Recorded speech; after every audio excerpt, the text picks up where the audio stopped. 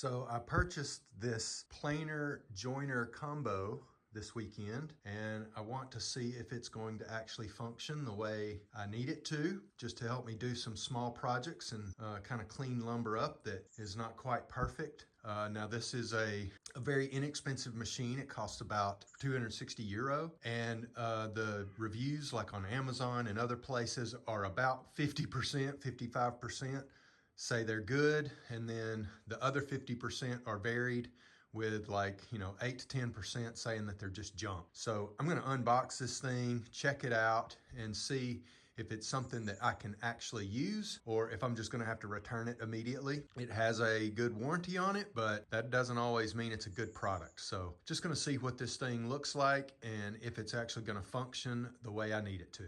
So this is the HMS 850. This is the smallest machine they make. They do make a larger machine, but it's 140 euros more for not a lot of extra cutting width. So I decided to go with the smaller one. We'll see how this thing works out and do a quick review. Maybe at some point in the future, I'll be able to get a joiner and planer as separate machines that will run much larger product. But right now, this is gonna hopefully do some of my smaller projects that I'm wanting to make happen.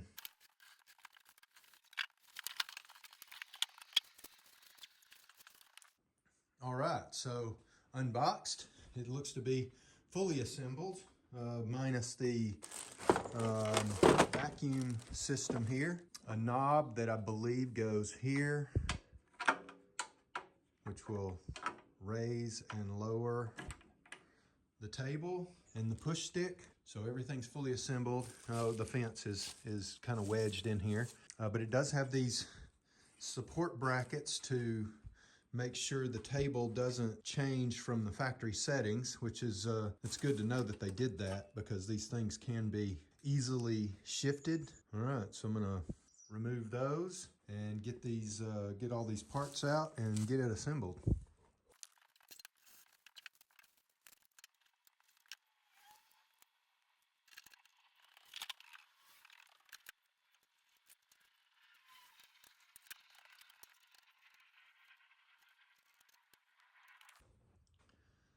Okay, one of the first things we have to do is square up the fence. You can see here that it is not even close to square. Okay, so this little, it's a bolt that you tighten from the top here. It's a flathead screw that's gonna fit into this little keyway here.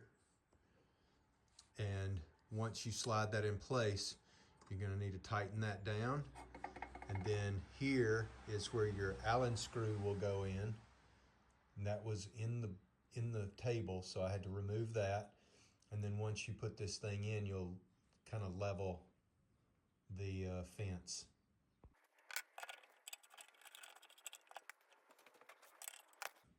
And before you tighten that screw, you're gonna need to get this Allen bolt in and have it somewhat set, not tight, but now we're going to tighten this one. All right, so that is tight. And it gives you an Allen head wrench to do this with. It's just easier to use torque wrench for me. And I'm torquing this to about 5 Newton meters. That's usually about what those bolts would be, 5 to 6 Newton meters. And that feels pretty good. As you can see, I didn't get it level. So I'm going to raise that up just a little bit. Okay, that looks a lot better. Not perfect, but we're gonna see what happens here. To make this process easier, I've removed the guard. I took this screw out here and removed the blade guard so that I can check all the way across from side to side and not have this thing in the way. Once I have all that set and everything's working, I'll put this back on. And it is nice to have this. One, because this does not move, it stays in place.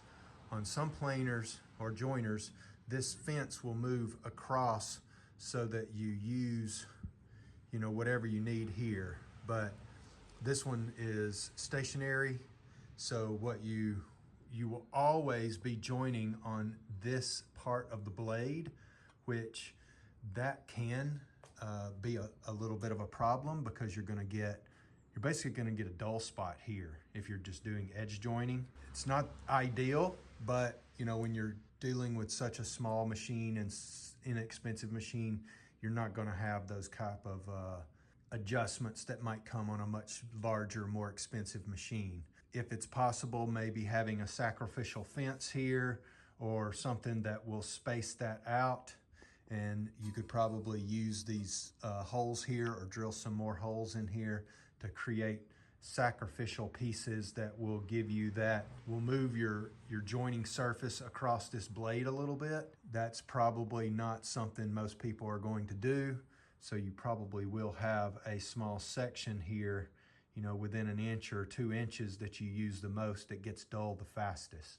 Okay, so before I unbolt these supports here, we have those on both sides, and both ends and both sides.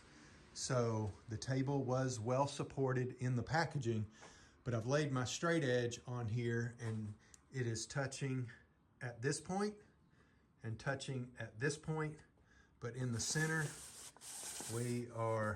you can get, the paper starts getting tight right about there. And on this side, much closer to the edge. So now let's look at the tabletop itself. We'll just do one piece here. Okay, so when I put the straight edge on each table is flat. I put the paper underneath it and make sure that it's got tension all the way down, and it did on both tables. So now what I want to do is remove these brackets and see how that affects the table adjustment. Okay, so you can see that this is the direction of feed. So this table is going to be the one that moves. So when I remove these, this table should not move. These should just be stabilizing brackets. And so even when I take them off, this table should not shift at all. So we're going to check that first.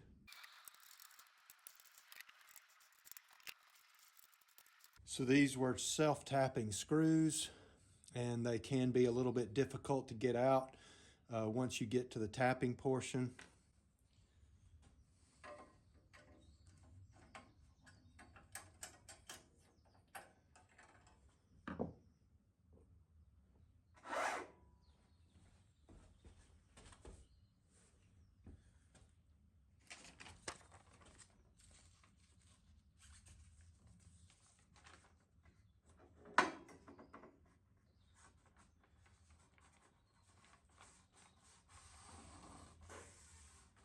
So now that did help make the paper have a little bit of friction. It's still sliding, but not as easy, and it doesn't go as far down the table. So the table did drop a little bit, which is okay at the moment. Now we're going to remove the brackets on the other side. Okay, so I have all 4 brackets removed, and now we're going to check this tolerance here. Put that paper under there. You can see it's a little bit easy to slide.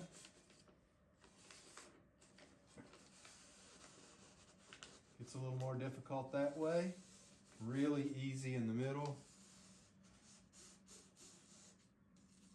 And it starts to get difficult there.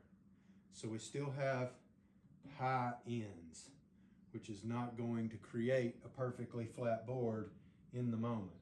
So let's see if we have any adjustments in that. I'm gonna lower this fence or this table just a little bit, because right now we wouldn't be making any, if we were to pass a board across here, it's not gonna do anything.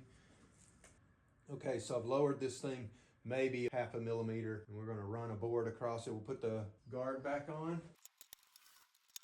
Yeah, we're maybe at like 0.5 millimeter to 0.5 millimeter. So let's run a piece of board across it and see what we get. So I'm gonna check the tightness of the blades. Okay, those are tight, and now I'm going to plug the machine in and do a test run. And I'm going to use this little piece of pine here. It's got already a nice, pretty clean edge, but it is not perfect. So we're going to see how that works. I may go ahead and do both sides and just see how it works here.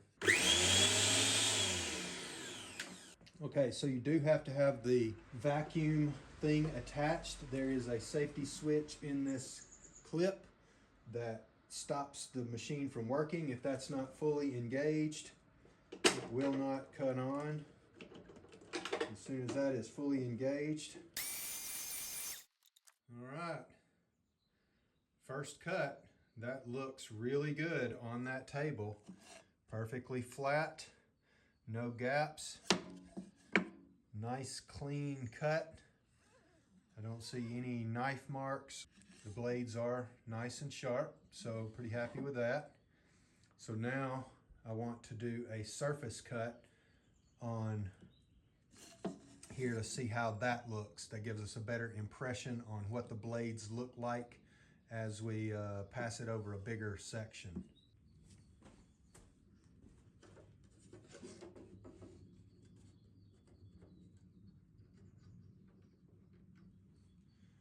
With this, I'm going to be using the push stick because I'm so close to the cutter heads here. So we do have a groove in the wood. You can see that black streak there. Let's check out the blades. Well, I don't see any notch in the blade. I'm going to run it through again because I can't see like where exactly that groove is coming from on the blades. I don't see any nicks in the blade. We'll run it across again and see what we come up with. Ultimately, I think those would sand out. I don't see any visible signs in the blade that would cause that problem. Maybe let's try another piece of wood.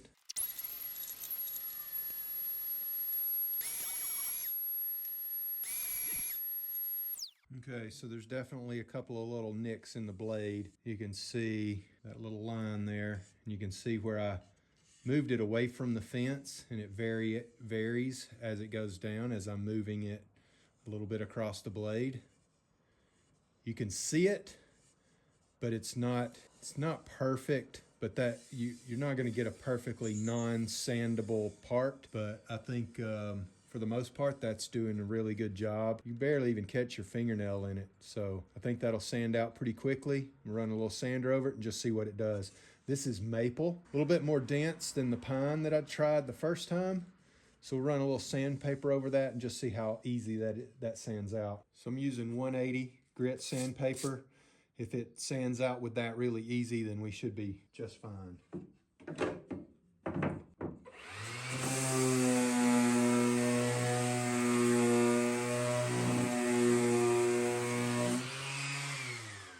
I believe that's going to do just fine.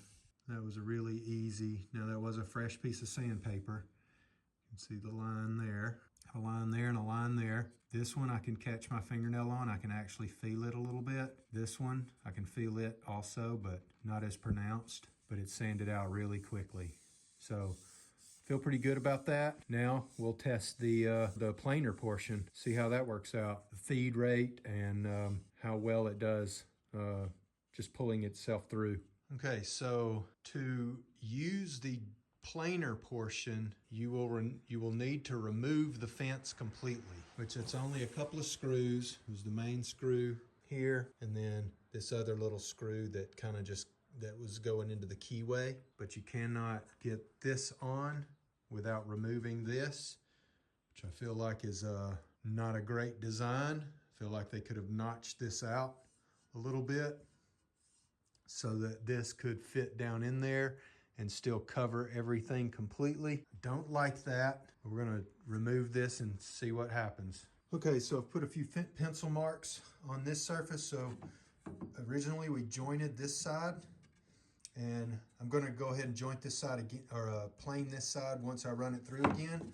So I'm gonna run it through with this side at the blade first, and we're going to see if it takes off all our pencil marks, and then we'll flip it over and do the other side. All right, well, it took out all of our pencil marks, which is nice. The cut looks nice and clean. And on the other side, that cut looks nice and clean. So I believe that it is functioning as it should. I'm pretty happy with it so far. You can see here we did get just a little bit of snipe. I think that was in the beginning when I pushed it in the beginning. The exit snipe is almost non-existent. I can see it just a little bit there, but I believe that was my fault. When I put it in, I didn't get it. I got it in at an angle like this and then dropped the board a little bit so you can see actually where the board was bouncing before it really got stable. I think that's going to be okay. I'm going to run it back through just to see. This side, it has just a little bit of snipe. This side is much better. I can still feel just a teeny bit. Now on this side, it's a little more prominent. You can actually feel it. I think that's the beginning of the feed. I'm gonna run it through again and just see if I can get it to be a little bit smoother.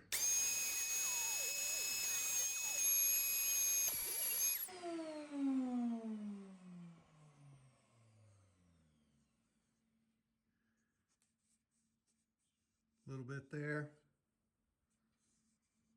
And a little bit there. Pretty common for that to happen. Maybe if I were to put a longer in feed and a longer out feed, which is something I would probably do anyway, because this in feed out feed table there's basically no table. As you can see here, there's only a couple of inches on either side. So what I would do is have a nice flat board in there. Probably a piece of melamine or something that's pretty stable, and have it come on out maybe as long as the tabletop for the joiner, and that would give me just a little bit more stability. But even this is sandable and should not be a problem in any joinery that I would want to do. And if I were going to be gluing something up, I would probably just make sure that I left my board long enough so that I could cut that section off. So, but ultimately that feels pretty good. I'm pretty happy with the way it looks so far. And now the thing will be actually cutting something and gluing it together and seeing how well it does. I'll probably do a cutting board, will be my first little project that I want to try to do. And we'll see how everything goes.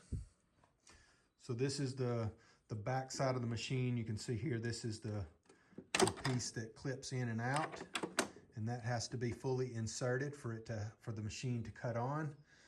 And I'm definitely going to need to get me a different vacuum. This is just what I have in the shop. It's definitely not big enough, but it was enough to kind of keep those wood chips away. I have a bigger vacuum downstairs that I can use up here to hook up to this. Ultimately, I would like to have an actual vacuum system, something with proper hose and proper size for doing work like this. As you can see here, it built up some sawdust underneath. So clean all that out, or use the blower to blow it out, and then we'll get to doing a real piece of wood that will be used for an actual project. But so far, I think I'm pretty happy with the way it's functioning for a machine that cost under 300 euro. All right, thanks for watching, guys. If you have any questions or comments, leave them down below. If you've had any experience with this machine, any tips, tricks, anything like that you might know of, leave it down below, and we'll see you in the next one.